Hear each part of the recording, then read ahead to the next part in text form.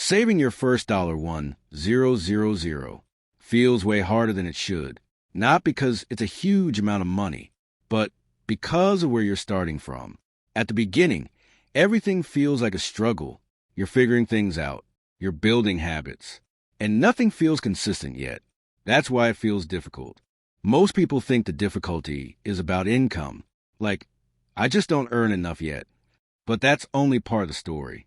The real challenge is not having control over your money yet, because without control, saving even a small amount feels impossible. At the start, you don't just lack money, you lack systems. You don't have a clear way of saving. You don't track where your money goes. And most of your decisions are reactive. You spend when you feel like it. You save what's left. But the problem is, there's rarely anything left.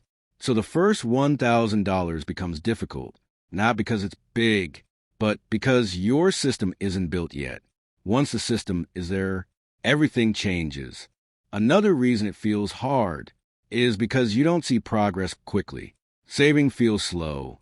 Sometimes it even feels pointless, because the numbers are small, and when progress feels invisible, it's harder to stay consistent. But here's the important part. This is where most people quit, not because they can't save, but because they don't feel motivated anymore. They don't see results fast enough, so they stop trying, and that's what keeps them stuck. Now compare that to saving your next $10,000. It feels completely different, not because it's easier, but because you're different. You've already built habits. You understand your money better, and you have more control. At that point, saving is no longer something you try to do. It becomes automatic. You have systems in place. Money flows into savings without thinking, and you don't rely on motivation anymore. That's the key difference. Because once your system is working, you don't need to force yourself. Progress happens naturally, and that's why the next $10,000 feels faster. Another thing that changes is your mindset. At the beginning, you think short-term. You focus on spending. But later, you start thinking long-term. You focus on building. And when your mindset shifts, your decisions change. You spend less on things that don't matter, and you prioritize things that actually grow your future. And that makes saving easier. So the first $1,000 is not hard because of the money. It's hard because it forces you to change your habits, your mindset, your behavior. And once that change happens, the rest becomes easier because now you're not just earning money, you're managing it. One of the biggest reasons the first $1,000 feels so difficult is because your income is usually still unstable at that stage. You're figuring out your career, your skills are still developing, and your earning power hasn't fully grown yet. So every dollar feels more important. Every expense feels heavier. And that pressure makes saving feel harder than it actually is. Because you're not just managing money, you're managing uncertainty at the same time. At the same time, your lifestyle is still forming. You're experimenting, trying new things, spending in different ways. And because of that, your expenses are not fully controlled yet. There's no clear structure. So money comes in and goes out quickly. And without structure, saving feels like something random instead of something intentional. Another hidden challenge is emotional spending. At the beginning, you're more likely to spend based on how you feel. Stress, boredom, excitement, all of these can influence your decisions. And because you haven't built awareness yet, you don't even notice it happening. You just act, you buy, and later, you realize your money is gone. So the first $1,000 becomes difficult because you're not just saving money. You're learning to control your behavior. And that's much harder than it sounds because it requires awareness, discipline, and patience all at the same time. Another reason it feels slow is because your savings don't feel meaningful yet. A few $100s doesn't feel like progress. It doesn't change your life immediately. So your brain starts questioning, is this even worth it? And that doubt is what breaks consistency for most people. But what most people don't realize is this is the exact phase where habits are built. Not when things are easy, but when they feel slow and uncomfortable. Because when you keep saving despite not seeing results, you're building discipline. And that discipline becomes a foundation for everything later. Without it, even bigger amounts become difficult to manage. Now, once you pass that first $1,000 mark, something interesting happens. You start trusting yourself more. You realize that saving is actually possible. And that belief changes how you behave. Because now you're not guessing anymore. You've seen progress with your own actions. And with that confidence, your decisions start becoming stronger. You hesitate less. You think more clearly before spending. And you begin prioritizing your future more than your impulses. That's a major shift. Because earlier, your decisions were emotional and reactive. Now, they become intentional. And that's why the next $10,000 doesn't feel as hard. Because you're not starting from zero anymore. You're building on a system that already works. And that system is what carries you forward. Another thing that changes is your relationship with money. At the beginning, money feels limited. You feel like there's never enough. But once you start saving, your perspective shifts. You start seeing money as something you can control, not something that controls you. And that change makes everything easier. You also become more aware of your choices. You start questioning your spending. You become more selective. And instead of reacting instantly, you pause. That small pause makes a huge difference over time because it protects your progress. So when people say saving the first $1,000 is the hardest, they're not talking about the amount. They're talking about the transformation, because that first step forces you to build habits, develop awareness, and take control of your money. And once that transformation happens, the rest becomes easier, not effortless, but definitely more manageable. At this stage, you start realizing something important. Saving money is not just a financial action, it's a behavioral shift. Because every time you choose to save instead of spend, you're reinforcing a new identity. You're becoming someone who thinks long-term, someone who doesn't react instantly. And that identity shift is what makes future progress easier. Another thing that becomes clear is that discipline matters more than motivation, because motivation comes and goes. Some days you feel driven, other days you don't. But discipline keeps you consistent. It keeps you saving, even when you don't feel like it. And that consistency is what builds real financial progress. Now here's something most people don't talk about.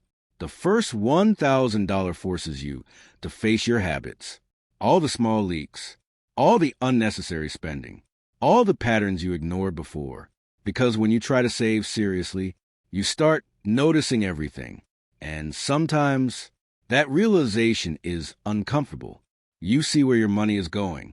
You see what needs to change. And that's not always easy to accept. But that awareness is exactly what creates growth. Because once you see the problem clearly, you can actually fix it. And that's why this stage is so powerful. It forces you to become aware. Another shift that happens is you start valuing money differently. Earlier, money felt like something to use, something to spend. But now, it starts to feel like something to protect, something to grow. And that shift in value changes your behavior automatically. You also begin to understand that saving is not about restriction. It's about control. You're not saying no to everything. You're just choosing better. And that feels different because now you're not limiting yourself. You're directing yourself. And that makes the process sustainable. At this point, progress starts to feel more real. Your savings are visible. Your efforts are showing results.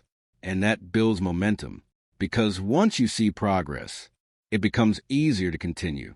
You don't have to force it as much. It starts flowing naturally. And this is where things really start to change. Because now, you're no longer trying to save money. You're becoming someone who saves naturally. It's part of your routine, part of your thinking, part of your identity. And that's powerful. Because once something becomes part of who you are, it doesn't require effort anymore. You don't debate it. You don't struggle with it. You just do it. And that's why the next $10,000 feels easier, because you're not relying on effort anymore. You're relying on identity.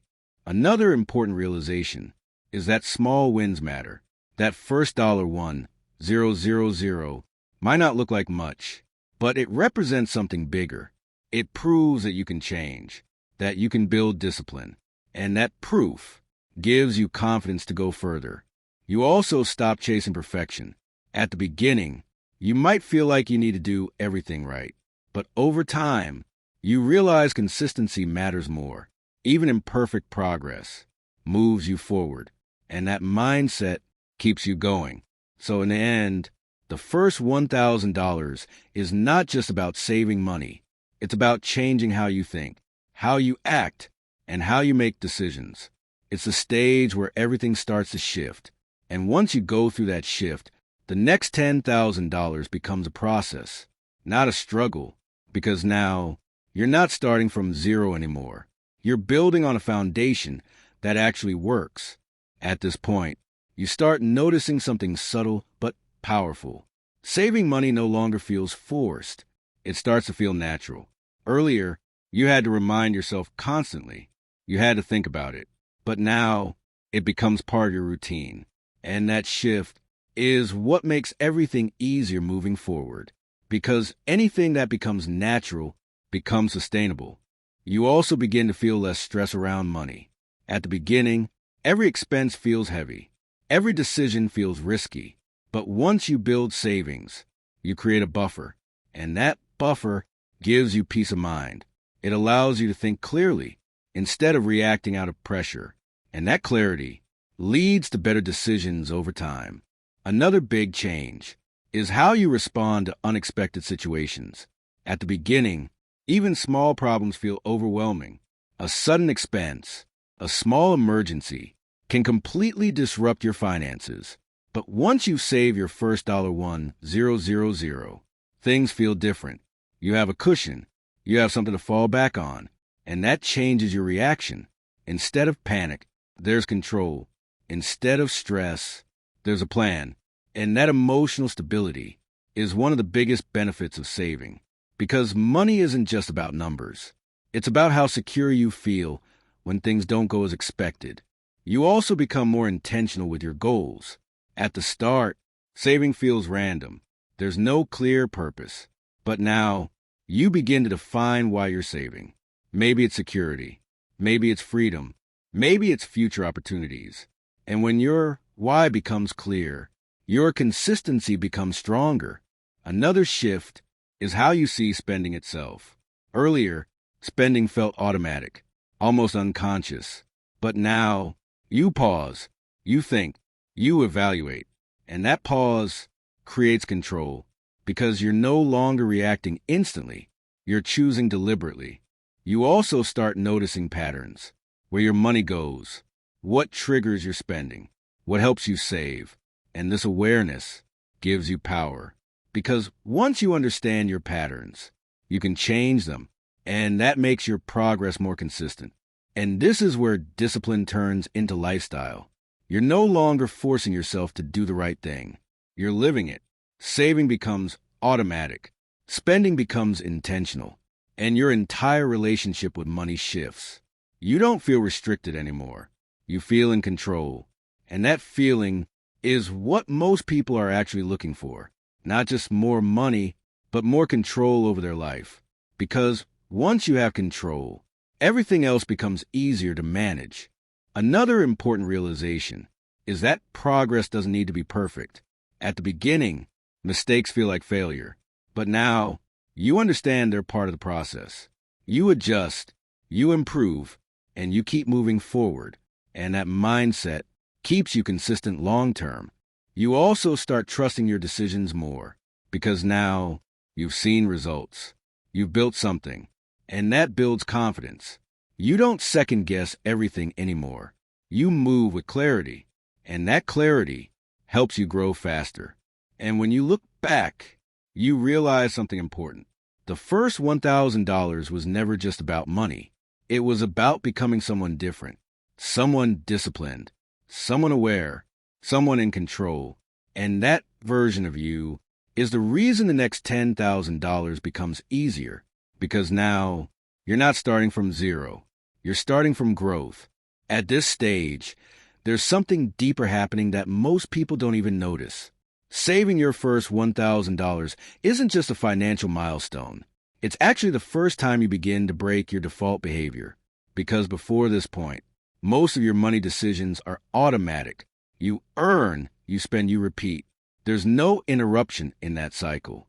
But when you decide to save seriously, you're interrupting that pattern for the first time. And that interruption feels uncomfortable because your brain is used to immediate rewards. It's used to spending without thinking. So when you suddenly start saying no to certain things, your brain resists.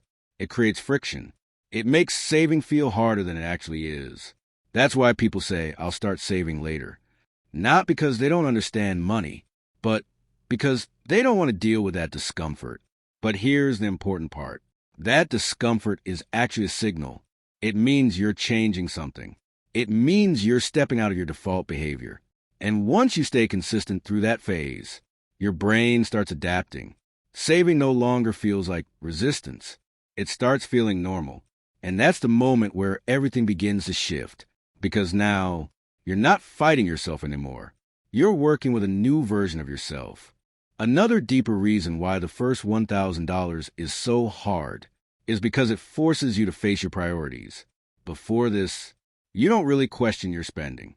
You just do what feels right in the moment. But when you start saving seriously, you have to make choices. Real choices. You can't say yes to everything anymore. You start asking, do I really need this?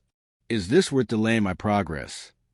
And those questions are uncomfortable because they force you to think long-term. And most people are not used to that. We're used to short-term satisfaction, quick rewards, instant gratification. So when you shift to long-term thinking, it feels unnatural at first. But over time, this is exactly what strengthens your financial discipline. Because you're no longer reacting to every desire. You're filtering your decisions. And that filter protects your progress. It ensures that your money is going where it actually matters. And once that habit is built, saving larger amounts becomes easier because your priorities are clear. Now, let's talk about something most people underestimate: momentum. At the beginning, you have none. Every dollar saved feels like effort. There's no flow, no rhythm. Everything feels slow, and that's why people struggle, because progress feels disconnected. But once you reach your first $1,000, momentum starts building, and momentum changes everything, because now each step feels easier than the last. You don't have to push as hard. Your systems are working, your habits are consistent, and your mindset is aligned. That's when saving stops feeling like effort and starts feeling like movement. And movement creates motivation. You start seeing progress. You start feeling in control. And that feeling pushes you forward even more. This is why the next $10,000 feels easier. Not because the number is small, but because the system behind it is stronger. You're no longer starting from zero. You're building on momentum. Another important layer to understand is how your identity evolves through this process. At the beginning, you don't see yourself as someone who saves money. You might even believe, I'm bad with money. I can't save. And those beliefs affect your actions.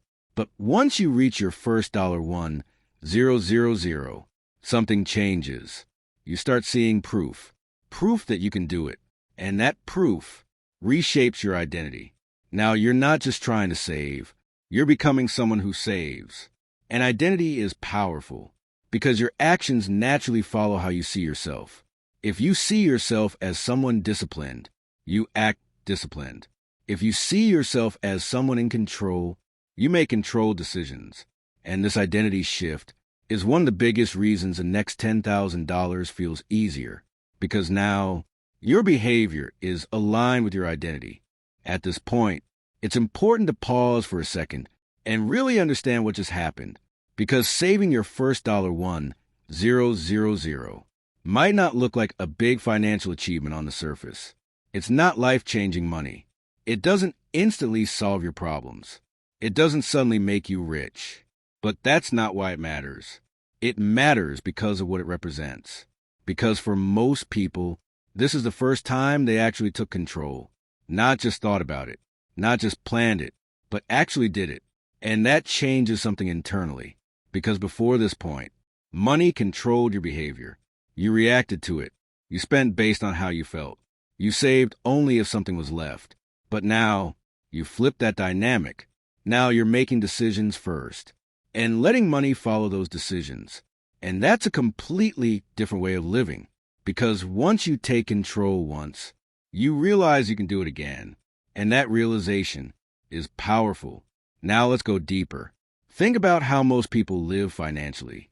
They're always in reaction mode. Something comes up, they deal with it. Money comes in, it goes out. There's no structure, no plan, no long-term thinking, just constant reaction. And over time, that creates stress. Because when everything is reactive, nothing feels stable. You never feel in control. You never feel secure. And that feeling is what most people confuse with not having enough money. But the truth is, it's not always about the amount. It's about the lack of control. Because there are people who earn more and still feel stressed. And there are people who earn less but feel stable. And the difference between them is control.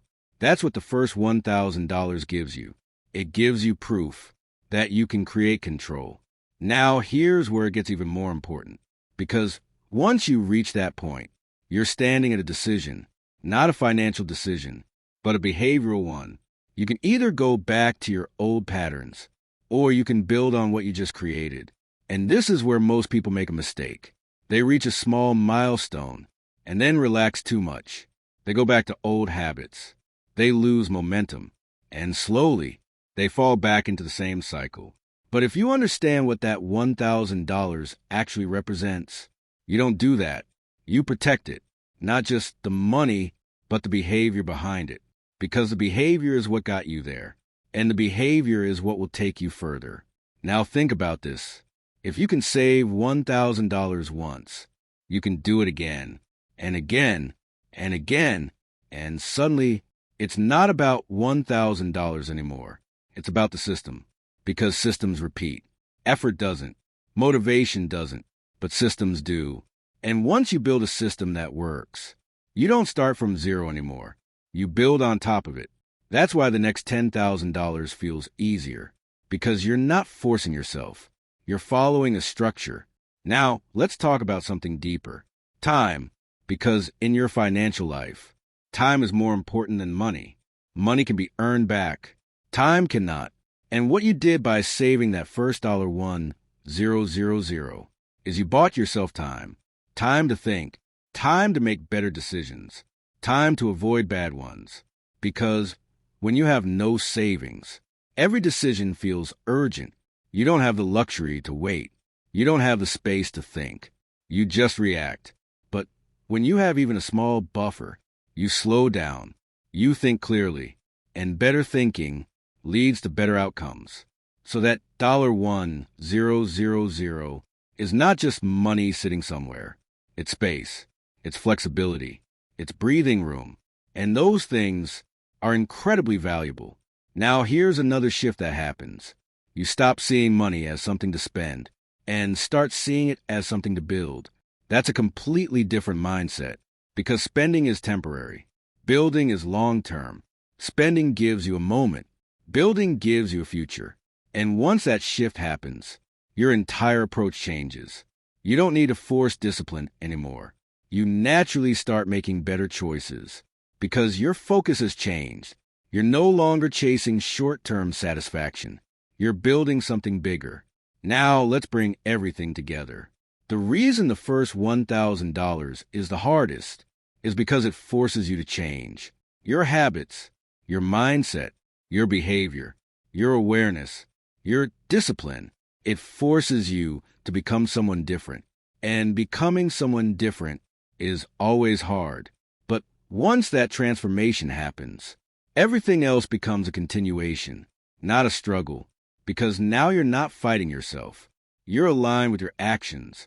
And that's the point where real progress begins.